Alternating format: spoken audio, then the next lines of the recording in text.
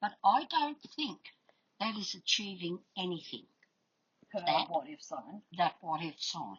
Which is her wanting people to start to think. Yeah, but how does she want them to think? Does she want them to think like her? Because people are thinking. I listen to all the news and all of that, but I'm also very sceptical because a lot of the time you're listening to someone's opinion. You've got to get all the information you can and form your own opinion, not follow the herd like a lot of people. And you're taping this, aren't you? I'm recording it, yeah.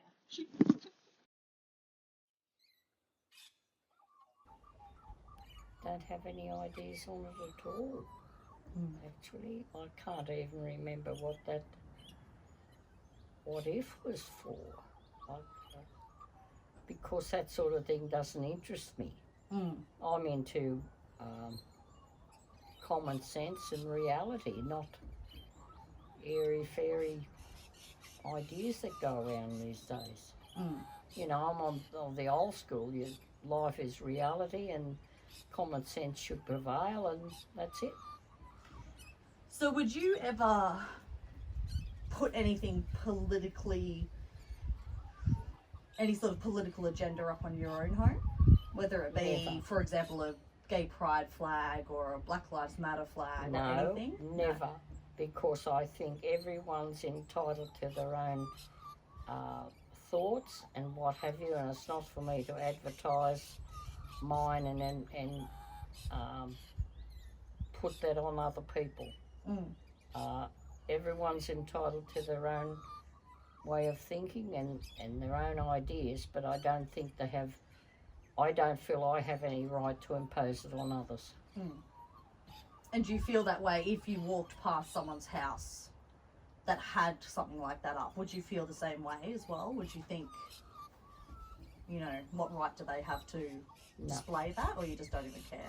No, I don't care because, as I said, we're all entitled to our own thoughts. If they want to advertise their leanings or what have you, that is entirely up to them.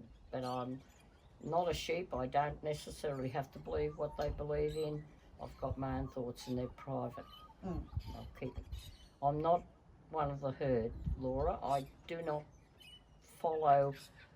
necessarily follow any of this herd mentality of different issues. I'm not interested. All right, I'll give you a hypothetical situation. Imagine you're 25 now in 2020, yeah? I wish. So do I. All right, so you're 25. It's 2020. You live in a city, such as Melbourne, for example. Not thinking about, you know, what political standing you have or anything like that. But if there was a protest that was protesting something that you were passionate about, would you go to that protest? No. No. No, because I think we're in a democracy and every 4 years we can vote. That's where we protest, by our vote. I wouldn't go to a protest because I think it encroaches on the masses' liberties, their freedoms, and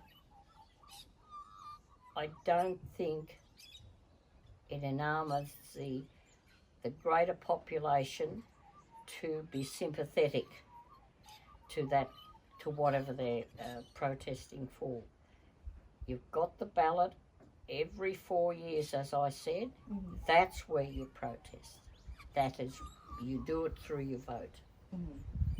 Because I think it's just creates divisions. I think most of those things are very divisive, and I don't think it achieves anything in the end. You know, I've seen these protests over the years, and they always end up, to my way of thinking, they always end up falling flat because people get sick of it, because we all have our own ideas, and I think which we're entitled to. So I'm not going to sort of condone anything or back anything like that. I've got my own ideas, and as I said, I'll exercise is at the ballot box. So your take on protests is they're actually more negative than anything? I think they're very divisive. Yeah. I don't think that's all they do. They create a division in society. But I think it's fun. Like, I did put up a chalkboard with it. Oh, yeah? So part of the reason I thought, because my garage is full of, giant jellyfish and all kinds of activist banners, and I've been an activist for a long time.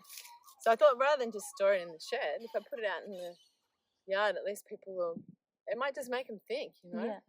something different. And did anyone sort of engage with the chalkboard when you had it out? Yeah, there had a couple of people, but I think because of the corona thing, it was a tricky thing for people. I did have like a chalk bucket and used chalk bucket. Yeah, okay. And I had the blackboard at the front here. And yeah, I think people might have engaged by reading what was on it. I only had one or two people actually write on it. Yeah. Yeah. But I just think it's a powerful tool to what if. Like one time it made me actually I